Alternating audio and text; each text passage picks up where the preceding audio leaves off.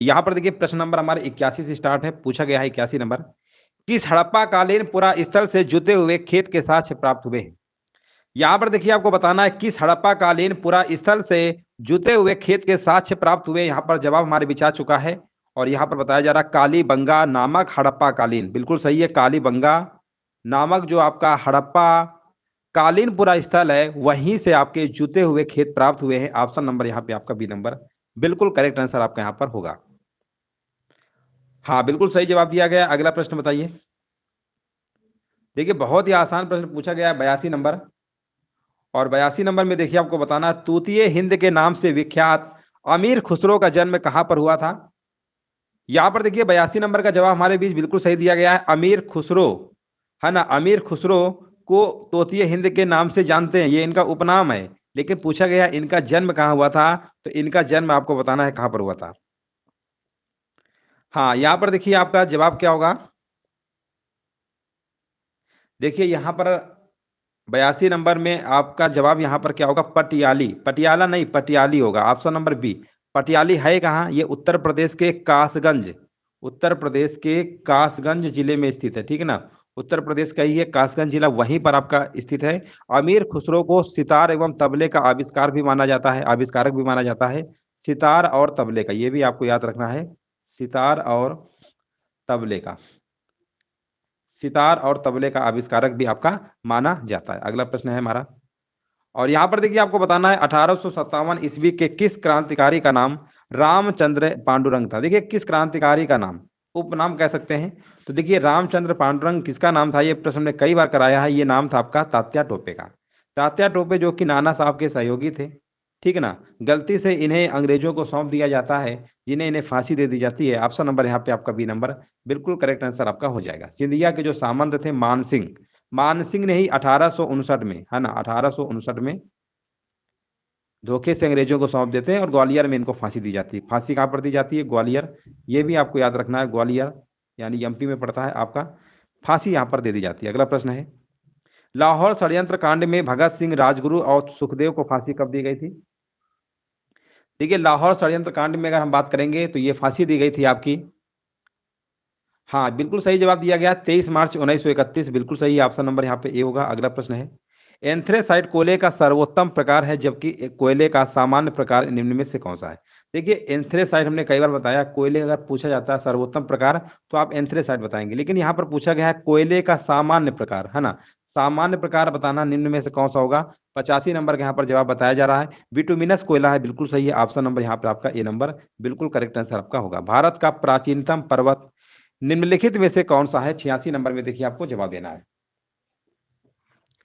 देखिए भारत का प्राचीनतम पर्वत पूछा गया है 86 नंबर, और यहाँ पर आपका हो जाएगा अरावली पर्वत होगा। हाँ बिल्कुल सही है, ऑप्शन नंबर यहाँ पे बी नंबर आपका सही होगा। अगला प्रश्न, निम्नलिखित में से कौन सा बायोम सबसे कम जैव विविधता एवं जैव भार वाला बायोम है? यहाँ पर देखिए आपको बताना है कौन सा बायोम सबसे कम जैव विविधता एवं जैव भार वाला बायोम है। ऑप्शन नंबर यहाँ पर बताइए 87 क्या होगा। देखिए जो टुंड्रा बायोम है ना, ऑप्शन नंबर यहाँ पे बी को ध्यान से देखिए, टुंड्रा बायोम सबसे कम जैव विविधता एवं जैव भार वाला बायोम है। ऑप्शन नंबर यहाँ पे करेक्ट आंसर आपका बी नंबर आपका सही होगा। हाँ बिल्कुल सही है। अगला प्रश्न बताइए, ढोला लोकगीत लोकप्रिय है, ढोला लोकप्रिय, देखिए आपको बताना है ढोला जो लोकगीत है लोकप्रिय है। 88 नंबर का यहाँ पर जवाब होगा आपका बी नंबर, आगरा मेरठ में है। ऑप्शन नंबर यहाँ पे बी नंबर आपका सही होगा। अगला प्रश्न बताइए, राज्य में विधान परिषद के सृजन या समापन हेतु संविधान के किस अनुच्छेद में वर्णित प्रक्रिया के तहत किया जाता है? देखिए प्रश्न जो है ना, कई बार इसको आप स्टार बना लीजिए, कई बार एग्जाम में पूछा जा चुका है, कई बार प्रश्न आया है, याद रखिएगा। इसका आंसर होगा आर्टिकल नंबर आपका 169, विकल्प नंबर आपका यहाँ पर डी नंबर आपका सही होगा। निम्नलिखित में से कौन सा सुमेलित नहीं है? बिरहा, पूर्वांचल, चैती, रुहेलखंड, कजरी, अवध और आला बुंदेलखंड। ये देखिए आपको बताना है 90 नंबर में आपके लोकगीत हैं, और लोकगीत में बताना है कौन सा सुमेलित नहीं है। और 90 नंबर का देखिए जवाब हमारे बीच आ चुका है, कह रहे सी नंबर होगा कजरी, है ना। देखिए कजरी यहाँ पर अवध लिखा हुआ है, जो कि कजरी आपका पूर्वांचल का है, मिर्जापुर वाराणसी का है, ठीक है ना। तो इसलिए यही वाला आपका ऑप्शन नंबर यहाँ पर क्या होगा, सी नंबर सुमेलित नहीं है। बाकी आपके बिरहा पूर्वांचल का है, चैती रुहेलखंड का है, आला आपका बुंदेलखंड का, आला उदल का नाम सुना होगा आपने। चलिए यहाँ पर देखिए आपको 91 नंबर को करेक्ट करना है, आंसर यहाँ पर क्या होगा। लिखा हुआ है उल्टे यू आकार का कुजनेट वक्र क्या दर्शाता है? उल्टे यू आकार का कुजनेट वक्र क्या दर्शाता है? 91 नंबर का देखिए जवाब देना है। उल्टे यू आकार का जो कुजनेट वक्र होता है, ये दर्शाता है जैसे जैसे व्यक्ति की आय बढ़ती है वैसे वैसे आय की असमानता भी बढ़ती है और उसके बाद गिर जाती है। ऑप्शन नंबर यहाँ पर क्या होगा? यहाँ पर 91 नंबर का यहाँ पर करेक्ट आंसर हमारे बीच आ चुका है। बिल्कुल सही है, ऑप्शन नंबर यहाँ पे आपका होगा, आपका बी नंबर होगा। जैसे जैसे प्रति व्यक्ति आय बढ़ती है, आय की असमानता आपकी बढ़ती है और तब गिरती है। ठीक है ना, ऑप्शन नंबर यहाँ पे आपका बी नंबर बिल्कुल करेक्ट आंसर आपका यहाँ पर हो जाएगा। चलिए अगला प्रश्न बताइए। पौधे के किस भाग से दालचीनी प्राप्त की जाती है? 92 नंबर के देखिए आपको कमेंट करना है। पौधे के किस भाग से दालचीनी प्राप्त की जाती है? तो ये आपकी छाल से प्राप्त की जाती है। सिंपल सा प्रश्न है, ऑप्शन नंबर बी होगा। इंसुलिन एक प्रकार का क्या है? इंसुलिन एक प्रकार का आपका, हाँ बताइए, हार्मोन्स होता है। ठीक है ना, इंसुलिन एक प्रकार का क्या है? हार्मोन्स होता है। ऑप्शन नंबर यहाँ पे राइट आंसर आपका ए नंबर करेक्ट होगा। निम्नलिखित में से कौन सा मानव हृदय तक अशुद्ध रक्त पहुंचाता है? मानव हृदय तक अशुद्ध रक्त देखिए पूछा गया, पहुंचाता है। 94 नंबर का जवाब यहाँ पर क्या होगा? तो यहाँ पर दोस्तों आपकी जो फुफ्फुस धमनी होती है ना, फुफ्फुस धमनी का काम ही होता है मानव हृदय तक अशुद्ध रक्त पहुंचाना। मानव हृदय तक बिल्कुल सही है। धमनियां शरीर में काफी गहराई में स्थित होती है ना, ये रुधिर को शरीर के विभिन्न अंगों में भी पहुंचाती हैं। अगला प्रश्न है, ऊपर से देखने पर पानी का टैंक उथला क्यों दिखाई देता है? देखिए ऊपर से देखेंगे तो जो पानी का जो टैंक होता है उथला यानी उठा हुआ क्यों दिखाई देता है? 95 नंबर का देखिए आपको जवाब देना है। और यहाँ पर देखिए 95 का जवाब हमारे बीच आ चुका है। ये आपका होता है प्रकाश के अपवर्तन की वजह से ऐसा होता है। ठीक है ना, तिरछा हुआ। जैसे आप मान लीजिए पानी अगर भरा है गिलास में, आप उसमें कोई भी पेंसिल वगैरह कुछ भी डाल देंगे तो आपको तिरछा हुआ यानी उथला हुआ दिखाई देता है। ठीक है ना, ये सब आपका प्रकाश के अपवर्तन की वजह से होता है, अपवर्तन के कारण होता है। 95 का आपका यहाँ पर बी नंबर आपका होगा, है ना। जल में क्षण का तिरछा दिखाई देना, सूर्यास्त के समय और सूर्योदय से पहले सूर्य का लाल दिखाई देना, है ना, और रात्रि के समय तारों का टिमटिमाना, ये सब आपके अपवर्तन के ही उदाहरण होते हैं। अपवर्तन यानी रिफ्लेक्शन, और एक परावर्तन होता है उसको रिफ्लेक्शन कहते हैं। नेक्स्ट प्रश्न है, निम्न में से कौन समुद्र में प्रचुर मात्रा में उपस्थित होता है तथा उसकी कमी से मानव में रोग भी होते हैं? उसकी कमी से मानव में भी रोग होते हैं, तो यहाँ पर आपको बताना है। तो समुद्र में देखिए आयोडीन जो होता है ना, ये प्रचुर मात्रा में होता है, और आयोडीन की कमी से मनुष्य में कौन सा रोग होता है? घेंघा रोग होता है, जैसा कि आप सभी लोग जानते होंगे, घेंघा रोग आपका हो जाता है। अगला प्रश्न है, यहाँ पर देखिए आपको फुल फॉर्म बताना, जेपीईजी का असंक्षिप्त रूप क्या होगा? इसका फुल फॉर्म क्या होगा? तो इसका होता है ज्वाइंट फोटोग्राफिक एक्सपर्ट्स ग्रुप होता है। ऑप्शन नंबर जो कि यहाँ पर पहला नंबर ही आपका बिल्कुल करेक्ट आंसर आपका यहाँ पर हो जाएगा।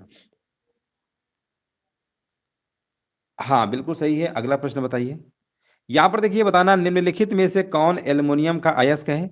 98 नंबर। तो यहाँ पर एल्युमिनियम की अयस्क की बात करेंगे तो यहाँ पर आपका क्रायोलाइट होगा। ठीक है ना, क्रायोलाइट होगा। ऑप्शन नंबर यहाँ पे बी होगा। मोहनजोदड़ो की सबसे बड़ी इमारत कौन सी है? 99 नंबर देखिए आपको बताना है। मोहनजोदड़ो की सबसे बड़ी इमारत जो आपकी है अन्नागार है।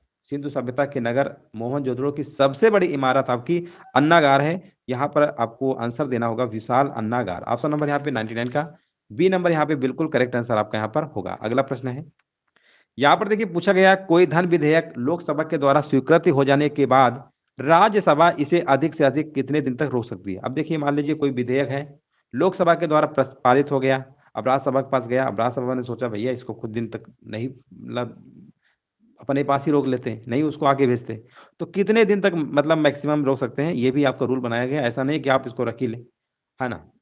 यहाँ पर सिर्फ आपका 14 दिन। ऑप्शन नंबर यहाँ पे आपका 2 सप्ताह तक आप ही रोक सकते हैं, इसके बाद नहीं। ऑप्शन नंबर यहाँ पे बिल्कुल सही है। अगर नहीं वापस करेगी ना तो फिर क्या होगा? तो इसके बाद अगर वापस नहीं करेगी तो फिर ये मान लिया जाएगा विधेयक पारित हो गया। ठीक है ना, दोनों सदनों से पारित आपका हो गया। अगला प्रश्न है, बहुत अच्छा रूल बनाया गया है। 14 दिन का समय है, अगर आप रोक सकते हो रोक लो, नहीं दिया वापस तो मान के चलेंगे कि पारित हो गया। H1N1 विषाणु निम्नलिखित में से किस बीमारी संबंधित है? देखिए H1N1 आपने सुना होगा, ये जो आपका वायरस होता है ये आपका स्वाइन फ्लू संबंधित है। ठीक है ना, स्वाइन फ्लू। ऑप्शन नंबर यहाँ पे आपका ए नंबर सही होगा। देखिए जो बर्ड फ्लू होता है ना, इसके लिए जो वायरस आपका होता है H5 होता है। ठीक है ना, जहाँ H1 है वहां पर H5 कर देंगे और N1 तो रहेगा ही। ये आपका बर्ड फ्लू से संबंधित आपका वायरस होगा। यहाँ पर देखिए आपको बताना, निम्नलिखित में से कौन सी स्थानीय पवन को डॉक्टर वायु भी कहा जाता है? देखिए डॉक्टर वायु के नाम से किस स्थानीय पवन को जानते हैं? तो यहाँ पर हमारे भी जवाब आ चुका है, कह रहे हैं हरमट्टन, है ना, हरमट्टन नामक जो स्थानीय पवन होती है, इसी को हम डॉक्टर वायु के नाम से जानते हैं। बिल्कुल सही जवाब है, ऑप्शन नंबर यहाँ पे आपका करेक्ट आंसर आपका हो जाएगा। चलिए आगे बढ़ते हैं।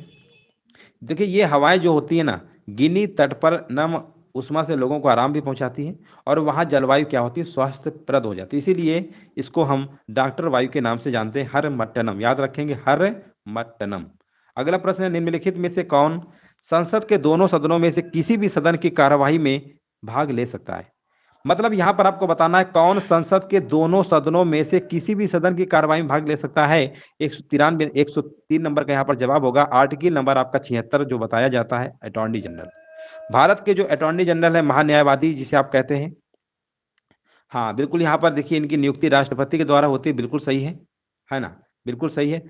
देखिए यहाँ पर मत तो नहीं दे सकते हैं, लेकिन सदन की कार्यवाही में भाग ले सकते हैं, ये बात बिल्कुल सही है, और यहाँ पे राइट आंसर आपका होगा ऑप्शन नंबर बी।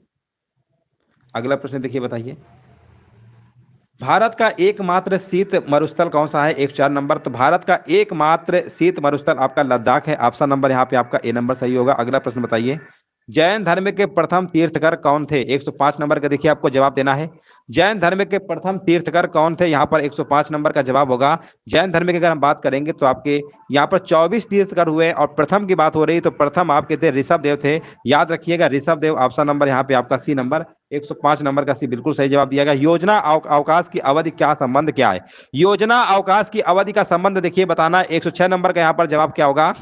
और योजना अवकाश की जो अवधि का संबंध है आपका, यहाँ पर राइट आंसर आपका हो जाएगा तृतीय पंचवर्षीय योजना, असफलता कारण चौथी योजना को स्थगित कर दिया गया, है ना। तो यहाँ पर राइट आंसर क्या होगा? योजना अवकाश, तीसरी पंचवर्षीय योजना 1900, हाँ देखिए यहाँ पर क्या हुआ, तीसरी पंचवर्षीय योजना जब असफल हो जाती है तो चौथी योजना को स्थगित कर दिया जाता है, और इस योजना के स्थान पर 3 वार्षिक योजनाओं को लाया गया। 3 वार्षिक योजनाओं की जो अवधि थी वो आपकी थी 1966 से लेकर 1969 था। ऑप्शन नंबर आपका सी नंबर यहाँ पे सही होगा, बिल्कुल सही जवाब है। अगला प्रश्न बताइए ध्वनि का वेग किसमें अधिक होता है? देखिए 107 का यहाँ पर आपको जवाब देना है। ध्वनि का वेग सर्वाधिक इस्पात में होता है ना, इस्पात यानी स्टील में होता है, याद रखिएगा। इसके बाद ठोसों में होता है, ठोस में तो स्टील ही जाता है। अगला प्रश्न बताइए समुद्री मार्ग से भारत की खोज प्रथम यूरोपीय व्यक्ति कौन था? समुद्री मार्ग से भारत की खोज करने वाला प्रथम यूरोपीय व्यक्ति कौन था? यहां पर देखिए जवाब आपका हो जाएगा वास्को डिगामा, 1498 में किया था। ऑप्शन नंबर यहाँ पे आपका बी नंबर बिल्कुल सही होगा। घेंघा किसकी कमी से होता है? अभी बताया था, घेंघा जो होता है आयोडीन की कमी से होता है। प्रश्न है गोबी मरुस्थल है, 110 नंबर का देखिए यहाँ पर जवाब देना है। गोबी जो मरुस्थल है एशिया में एक बड़ा रेगिस्तान क्षेत्र है। इस क्षेत्र के अंतर्गत उत्तरी और पश्चिम चीन के कुछ हिस्से और दक्षिण मंगोलिया भी आते हैं। तो यहां पर आपका जवाब क्या होगा? 110 नंबर का एशिया, बिल्कुल सही है, एशिया यहां पर होगा। 110 नंबर का डी होगा एशिया। एशिया में एक बड़ा रेगिस्तान क्षेत्र है गोबी मरुस्थल। ऑप्शन नंबर डी बिल्कुल सही है। हंटर आयोग की नियुक्ति किस घटना के बाद की गई थी? हंटर आयोग कई बार करवा चुके हैं, जलियांवाला बाग हत्याकांड। जलियांवाला बाग हत्याकांड 13 अप्रैल 1919 को हुआ था। जनरल ओडायन ने आधाधुंध गोलियां चला दिया था अमृतसर में। इसी के जांच के लिए आपका हंटर आयोग की अध्यक्षता मतलब यहाँ पर किया गया था, नियुक्ति की गई थी। तो यहाँ पर आपको जवाब देना होगा जलियांवाला बाग हत्याकांड, ऑप्शन नंबर ए नंबर। अगला प्रश्न बताइए, यहाँ पर देखिए बताना है वज्रयान संप्रदाय किस धर्म से संबंधित है? हाँ यहाँ पर देखिए कमेंट करते रहिए, वीडियो को लाइक भी कर दीजिएगा जो लोग बाद में आए हैं। यहाँ पर पूछा गया वज्रयान संप्रदाय किस धर्म से संबंधित है? वज्रयान जो आपका है ये बौद्ध धर्म से संबंधित दर्शन और अभ्यास की एक जटिल और बहुमुखी प्रणाली है। वज्रयान संप्रदाय को तांत्रिक बौद्ध धर्म भी कहा जाता था। तो ऑप्शन नंबर यहाँ पर क्या होगा? हाँ 112 नंबर बिल्कुल सही है, बौद्ध धर्म से संबंधित होगा, बिल्कुल सही है। प्रसिद्ध पुस्तक रजत तरंगिणी के लेखक कौन है ना। यहाँ पर देखिए आपको राज तरंगिणी के लेखक बताना है। तो यहाँ पर राइट आंसर हमारे बीच आ चुका है, बिल्कुल सही जवाब दिया गया है। राइट आंसर बताया जा रहा है कल्हड़, बिल्कुल सही है, ऑप्शन नंबर बी होगा, है ना, बिल्कुल सही जवाब दिया गया। अगला प्रश्न बताइए वंदे मातरम के रचयिता कौन है? वंदे मातरम बंकिम चंद्र चटर्जी के द्वारा रचित वंदे मातरम भारत का राष्ट्रीय गीत भी है ना। ऑप्शन नंबर यहाँ पर क्या होगा? यहाँ पर राइट आंसर आपका होगा। देखिए राष्ट्रीय गान आपका है जनगण मनगण नायक जय है, ये वाला आपका रविन्द्रनाथ टैगोर जी का है, और इन्हें 1913 में गीतांजलि के लिए नोबेल पुरस्कार भी मिला था। निम्नलिखित में से कौन सी नदी का तद्भव अमरकंटक से होता है? कौन सी नदी का, ये प्रश्न ने बहुत बार करवाया है, अमरकंटक से होता है? वो नदी का नाम है आपका नर्मदा नदी है, ऑप्शन नंबर बी होगा। 115 नंबर का बी। अगला प्रश्न बताइए, यहां पर देखिए बताना है भारत के राष्ट्रपति पद की चुनाव प्रक्रिया में निम्नलिखित में से कौन भाग नहीं लेता है। देखिए राष्ट्रपति जब चुनाव होता है तो कौन नहीं भाग लेता आपको बताना है। देखिए राज्यों की विधान परिषद के सदस्य भाग नहीं लेते हैं, है ना। राज्यों की विधान परिषद के सदस्यों के भाग नहीं लेते हैं। अब पूछेंगे क्यों नहीं भाग लेते हैं, क्योंकि देखिए हमारे देश में टोटल 28 राज्य हैं, 8 केंद्र शासित प्रदेश हैं। अब सभी राज्यों में तो विधान परिषद है नहीं, आपके सिर्फ 6 स्टेट में है, इसलिए विधान परिषद वाले जो होंगे ये नहीं भाग लेते हैं। बाकी लोकसभा, विधानसभा, राज्यसभा ये सब भाग लेते हैं। निम्नलिखित में से कौन सा शहर 2 महाद्वीपों में फैला हुआ है। यहां पर देखिए आपको बताना है, चलिए 117 नंबर का देखिए जवाब हमारे बीच आ चुका है। यहां पर बताया जा रहा है इस्तांबुल। इस्तांबुल जानते हैं ये तुर्की की राजधानी, तुर्की की राजधानी तो अब तुर्की हो गई है, नहीं है ना, नहीं तुर्की। इस्तांबुल एक शहर है, राजधानी बता रहे हैं, ये शहर है, तुर्की में ही पड़ता है। तुर्की, तुर्की का नाम तुर्की कर दिया गया है। तो ये जो आपका है एक शहर है, ठीक है ना, ये कहाँ पे पड़ता है, तुर्की में ही है आपका इस्तांबुल, वहीं पर आप तक फैला हुआ। ऑप्शन नंबर यहाँ पे बी होगा। मिस्र की राजधानी काहिरा है। सीमांत गांधी के नाम से कौन से जाने जाते हैं, प्रश्न में बहुत बार रिपीट करवा रहे हैं, कल की क्लास में भी करवाया था। सीमांत गांधी जो है खान अब्दुल गफ्फार खान अब्दुल गफ्फार खान का उपनाम है ना, बिल्कुल सही है। थायरॉक्सिन हार्मोन स्रावित किया जाता है। चलिए 119 नंबर का देखिए जवाब देना है। थायरॉक्सिन हार्मोन जो होता है ये आपका थायराइड ग्रंथि के द्वारा स्रावित किया। थायराइड ग्रंथि को क्या कहते हैं, आवर्टू ग्रंथि भी कहते हैं। देखिए थायराइड ग्रंथि यहाँ पे हम लिख दे रहे हैं, है ना, थायराइड ग्रंथि को भी हम थायराइड, ठीक है ना, थायराइड को ही हम बोलते हैं आवर्टू ग्रंथि। तो ऑप्शन नंबर यहाँ पे भी होगा, बिल्कुल सही है। चुनाव याचिका पर निर्णय लेने का अधिकार किसमें निहित है। 120 नंबर का देखिए आपको जवाब देना है। चुनाव याचिका पर निर्णय लेने का जो अधिकार है चुनाव आयोग के पास अंतर्निहित है, ठीक है ना, चुनाव आयोग। ऑप्शन नंबर यहाँ पे राइट आंसर आपका होगा। संविधान सभा के द्वारा भारत का संविधान कब पारित किया गया था। देखिए पारित किया गया था, आपसे पूछा गया है, पारित किया गया था, संविधान कब अंगीकृत हुआ था, संविधान कब बनकर तैयार हुआ था, है ना। लेकिन तैयार होना, पारित होना ये सब एक ही मतलब होता है, लेकिन लागू हुआ था आपका 26 जनवरी 1950 को। लेकिन यहाँ पर लागू की बात नहीं हो रही, पारित की बात हो रही, तो ऑप्शन नंबर सी लगाएंगे, 26 नवंबर 1949। फ्लॉपी डिस्क क्या होती है, 122 नंबर देखिए बताना है। फ्लॉपी डिस्क जो होता है एक तरीके से चुंबकीय क्षेत्र से निर्मित एक अस्थायी मेमोरी होती है, जिसे कंप्यूटर से सूचनाओं को इकट्ठा संग्रह करने के लिए प्रयोग किया जाता है। तो यहाँ पर आपका आंसर क्या होगा, हाँ 122 नंबर बिल्कुल सही जवाब दिया गया है। यहाँ पर आपका चुंबकीय द्रव्य से निर्मित होती है, ठीक है ना, चुंबकीय द्रव्य से क्या होती है, निर्मित होती है। अगला प्रश्न बताइए। हाँ ये अस्थायी मेमोरी होती है ना, अस्थायी का मतलब जानते ही हैं, रोम। रोम का फुल फॉर्म क्या होता है, रीड ओनली मेमोरी, ठीक है ना, ये रोम है, रीड ओनली मेमोरी। अगला प्रश्न है, संचार के लिए प्रयुक्त एक प्रकार का एप्लीकेशन सॉफ्टवेयर कौन सा है। 123 नंबर बताना है। देखिए ये आपका है फाइल ट्रांसफर प्रोटोकॉल, जिसे आप एफटीपी कहते हैं, file transfer protocol. Option number यहाँ पे आपका ए नंबर करेक्ट आंसर आपका यहाँ पर होगा। इसी के माध्यम से इंटरनेट क्या करता है, इंटरनेट के माध्यम से फाइल स्थानांतरण एक उच्चतरीय नेटवर्क प्रोटोकॉल भी आपका है। ये कौन सा प्रोटोकॉल है, फाइल ट्रांसफर, यहाँ file transfer protocol, option number A होगा। चलिए 124 नंबर बताइए, सड़क या रेल की पटरी पर गोलाई की बैंकिंग क्या पैदा करने के लिए की जाती है।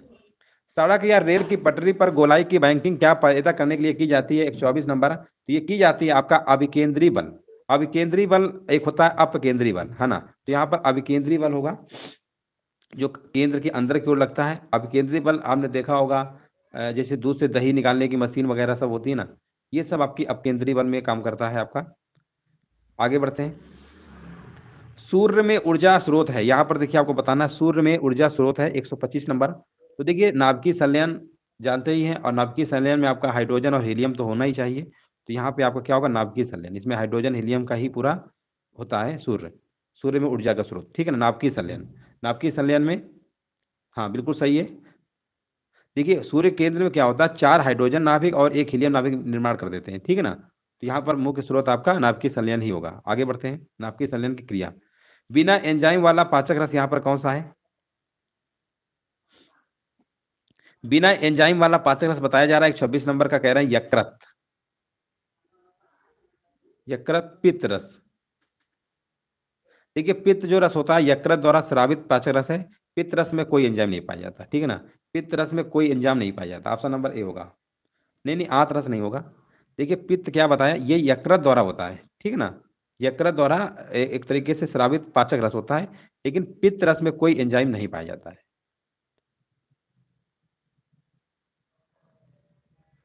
हाँ बिल्कुल सही, 126 नंबर का आपका ए नंबर ही होगा। चलिए आगे बढ़ते हैं। कार्बन डाइऑक्साइड के वातावरण में लोगों की मृत्यु हो जाती है क्योंकि 127 नंबर यहां पर बताया जा रहा है।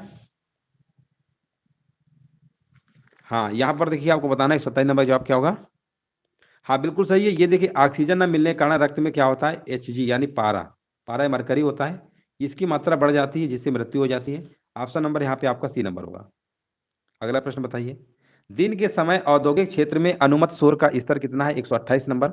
अगर हम बात करते हैं केंद्रीय प्रदूषण बोर्ड 1986 की नियमावली के अकॉर्डिंग, किसी औद्योगिक क्षेत्र में अगर दिन के समय 75 डेसिबल तथा रात के समय 70 डेसिबल शोर की ही अनुमति है ना। दिन में कितना है, 75 डेसिबल है आपका, ये दिन में है आपका, और रात में कितना है, 70, ये आपकी अनुमति है। तो यहां पर आपका क्या होगा, 75 वाला आपको लगा देना है, बस हो गया, ऑप्शन नंबर बी होगा। निम्न में से कौन सा एक यहां पर बताना, लोटिक पारिस्थितिक तंत्र का उदाहरण नहीं है। देखिए सरित या लोटिक इसी को कहते हैं, ये पारिस्थितिक तंत्र के अंतर्गत वे जल राशियां आती हैं जिनमें जल गतिमान होता है। जल गतिमान का मतलब जल चलता रहे, गतिमान है। अब देखिए यहां पर अगर हम बात करते हैं तालाब, तालाब, तालाब का जल कैसा होता है, स्थिर होता है ना। तालाब का जल कैसा होता है, स्थिर होता है, ये तो गतिमान नहीं रहता है, बाकी सबका गतिमान रहता है। तो ऑप्शन नंबर आपको लगाना पड़ेगा सी नंबर, 29 नंबर का डी होगा। देखिए लोटिक का मतलब होता है जिनमें जल गतिमान होता है, उन्हीं को हम कहते हैं लोटिक, है ना। तो ऑप्शन नंबर यहाँ पर तालाबी तो होगा। राज्यसभा का पीठासीन अधिकारी कौन है, 130 नंबर का देखिए जवाब देना है। हाँ राज्यसभा के देखिए यहाँ पर आपका जवाब क्या होगा बताइए, 130 नंबर का, 130 नंबर का यहाँ पर जवाब हमारे बीच आ चुका है, बिल्कुल सही है, भारत के उपराष्ट्रपति, है ना, बिल्कुल सही है। हाँ बिल्कुल सही जवाब दिया गया। भारत के गणतंत्रीय दल की स्थापना किसने की, 131 नंबर का देखिए आपको जवाब देना है। भारत के गणतंत्रीय दल की स्थापना जो है डॉक्टर भीमराव अम्बेडकर ने किया था, याद रखिएगा, ऑप्शन नंबर आपका बी नंबर सही होगा। भारतीय राष्ट्रीय कांग्रेस का पहला मुस्लिम अध्यक्ष कौन था, ये भी प्रश्न हमने कई बार कराया है, सैयद बकरुद्दीन तैयब जी थे, बिल्कुल सही है, ऑप्शन नंबर यहाँ पर क्या होगा। हाँ बिल्कुल सही है, ऑप्शन नंबर यहाँ पे आपका बकरुद्दीन तैयब जी होगा। और इन्होंने जो कांग्रेस का जो अधिवेशन में 1887 में भाग लिया था, ठीक है ना, अध्यक्षता किया था। हाँ बिल्कुल सही, 1887 में। अगला प्रश्न बताइए। तुम मुझे खून दो मैं तुम्हें आजादी दूंगा, ये नारा किसने, किसका है, ये कथन किसका है। तो ये कहा था आपका नेताजी सुभाष चंद्र बोस ने कहा था आजादी के दरमियान, तुम मुझे खून दो मैं तुम्हें आजादी दूंगा। अगला प्रश्न है, एक फ्लॉपी डिस्क में कितना डाटा स्टोर किया जा सकता है। अभी देखिए फ्लॉपी डिस्क के बारे में बताया था कि जो फ्लॉपी डिस्क होती है ये आपकी कैसी होती है, रोम होती है ना, अस्थायी डाटा यहाँ पर स्टोर किया जाता है। और यहाँ पर बताना है अब फ्लॉपी डिस्क में कितना डाटा स्टोर किया जा सकता है। तो यहाँ पर अगर हम बात करेंगे तो यहाँ पर जो आपका है, हाँ देखिए वैसे तो अलग अलग स्टोरेज की आती है आपकी फ्लॉपी डिस्क है, लेकिन इनमें जो सबसे प्रचलित जो साइज आपका है ना, वो है 1.44 MB, ठीक है ना, 1.44 MB वाला है, याद रखिएगा। ऑप्शन नंबर आपका यहाँ पर ए नंबर बिल्कुल करेक्ट आंसर आपका यहाँ पर होगा। हाँ सुभाष चंद्र बोस जी, बिल्कुल बात सही है। अगला प्रश्न बताइए। अन्य बातें समान होने पर किसी वस्तु की मांग की मात्रा में कमी किस कारण से हो सकती है। अन्य बातें समान होने पर किसी वस्तु की मांग की मात्रा में कमी किस कारण से हो सकती है, 135 नंबर का देखिए यहाँ पर जवाब देना है। हाँ यहाँ पर देखिए 135 का जवाब हमारे बीच आ चुका है। देखिए अगर वस्तु की कीमत में वृद्धि होगी, है ना, अन्य बातें समान अगर होती हैं, वस्तु की मांग की मात्रा में कमी, वस्तु की मात्रा में कमी कैसे आएगी, वस्तु जब वस्तु की कीमत में अगर बढ़ा देंगे तो ऑटोमेटिक आप कमी आ जाएगी, है ना। तो ऑप्शन नंबर यहाँ पर क्या होगा, ए नंबर आपका सही होगा, बिल्कुल सही जवाब दिया गया है। अगला प्रश्न बताइए। उत्तर प्रदेश में नहरों के माध्यम से सतह के पानी की बेहतर आपूर्ति प्रदान करने के लिए इनमें से कौन सी प्रमुख सिंचाई और बहुउद्देशीय परियोजनाओं में से एक नहीं है। यहाँ पर ऑप्शन दिए गए वर्षा जनक, शारदा सहायक, रामगंगा और गंडक परियोजना। 136 नंबर का यहाँ पर देखिए जवाब हमारे बीच आ चुका है। देखिए यहाँ पर जो आपका है, देखिए शारदा सहायक, रामगंगा ये सब है, लेकिन जो आपका वर्षा जनक लिखा हुआ है ना, वर्षा जनक उत्तर प्रदेश की सिंचाई और बहुउद्देशीय परियोजना नहीं है। तो ऑप्शन नंबर आपको ए नंबर ही आपको लगाना होगा। उत्तर प्रदेश के किस जनपद में बब्बर शेर सफारी पार्क स्थापित है। अगर हम बात करेंगे उत्तर प्रदेश के किस जनपद में, तो यहाँ पर आपका जवाब होगा ऑप्शन नंबर ए इटावा। बिल्कुल सही जवाब दिया गया है। उत्तर प्रदेश में पाए जाने वाले प्रमुख खनिज कौन कौन से हैं, यहाँ पर आपको बताना है। उत्तर प्रदेश में पाए जाने वाले प्रमुख जो खनिज आपके हैं, वो आपके उनमें से एक आप तो लाइम स्टोन है और दूसरा आपका डोलोमाइट। याद रखिएगा प्रश्न एग्जाम में कई बार पूछा गया है, लाइम स्टोन तथा डोलोमाइट। ऑप्शन नंबर यहाँ पे आपका 138 का आपका सी नंबर बिल्कुल करेक्ट आंसर आपका होगा। उत्तर प्रदेश का कौन सा जिला खनिज संचित भंडार की दृष्टि से सबसे समृद्ध है, यहाँ पर आपको बताना है 139 का जवाब यहाँ पर क्या होगा। देखिए खनिज संचित भंडार की दृष्टि से अगर हम बात करेंगे, तो सबसे अगर समृद्ध जो है आपका, वो आपका कौन सा है, मिर्जापुर है। 139 नंबर का आपका यहाँ पर ए नंबर, जिनका भी जवाब आ रहा है ना बिल्कुल सही जवाब दे रहे हैं। और यहाँ पर 140 का जवाब देना है चंद्रप्रभा। चंद्रप्रभा वन्य जीव अभयारण्य किस जिले में स्थित है, तो इस प्रश्न को हमने बताया कई बार। चंद्र में देखिए यहाँ पर चा आया है, तो आंसर में देखिए चा किस में आ रहा है, सिर्फ चंदौली में आ रहा है, तो आपको चंदौली ही आपको लगा देना है। और इस तरीके से 140 नंबर का आपका बी नंबर बिल्कुल करेक्ट आंसर आपका यहाँ पर हो जाएगा। तो इस तरीके से दोस्तों आपके टेस्ट जो है कंप्लीट हो जाता है। सेशन अच्छे लगे तो लाइक शेयर भी करें।